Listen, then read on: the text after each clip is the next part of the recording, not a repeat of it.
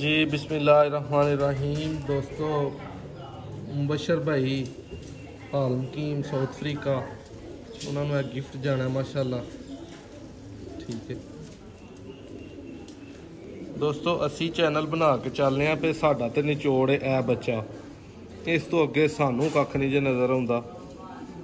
यह कुंदा जे तुहाडे सामने असी दे इंज दे बच्चे जेड़ा ना हुण तक सिर्फ इन्नी को औकात के बना पाए हैं। यह दोवें बच्चे दी दूसरी अख भी मैं तुहानू दिखाना। मोहसन भाई हले एक कली का नहीं ना होया? नहीं कली नहीं है।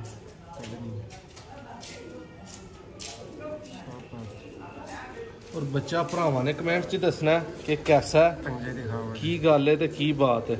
यह पंजे भरा वेख लेना इस बच्चे दे। ठीक है करन शौक और काले पंजे वेख के ये चपड़ा नहीं जे। पंजे चुक करो।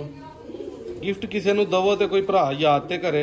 भाई तुम जरा एक बारी दोबारा तो आओ। मैं मुबशर भाई भरा ली गिफ्ट है ते दिलो जान दे नाल है ते ए मोहसन भाई नू मौत पै गई है, मरना नहीं भाई जाना अल्लाह तुहाडे मुकद्दरां च करे, तुहानू हंडाना नसीब करे जो देता है। मुबशर भाई तुहाडा नाम ही लिया ते ना चल मुबशर भाई नू देने ते फिर दे लै, होर किसे भाई नू देने ते भाई ना मरवाई मेरे कोलों।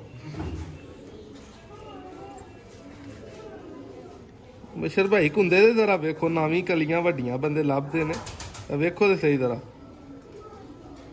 नशा एक बारी कबूतर बादा होएगा बच्चा वेख के। नादर भाई नवीं कली वड्डी भी लभदे ने ते एक बारी खोलो जरा, 10वीं ओदे थल्ले वड्डी भी लभदे ने। हां जी और अगो बच्चा मोहसन भैया छड़ के मैं दिखाना चाहांगा यार मुबशर भाई के जोड़े दे नाल जरा बच्चे दी लुक की है चलदे फिरदे दी।